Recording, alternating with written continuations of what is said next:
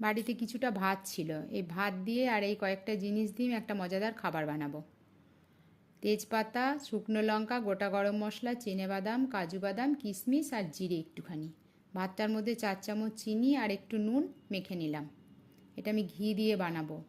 বাড়ির ছোটরা এবং বড়রা সবাই এটা আশা করি পছন্দ করবে। কড়াই বসিয়ে দিলাম। এবার এর মধ্যে আমি 2 চামচ ঘি দিলাম। এর মধ্যে তেজপাতা, শুকনো লঙ্কা, গোটা গরম মশলা দিয়ে দিলাম। চিনেবাদামটা দিলাম। চিনেবাদামটা দিয়ে একটু ভাজা হয়ে গেলে কাজু বাদামটা দিয়ে দেব। বাচ্চাদের তো পছন্দ হবেই, বড়রাও ভালোবাসবে। কিশমিশটাও দিয়ে একটু নাড়াচাড়া করে এবার মেখে রাখা ভাতটা দিয়ে দিলাম। কিছুক্ষণ ভাজা হয়ে গেলে এটা নামিয়ে নেব।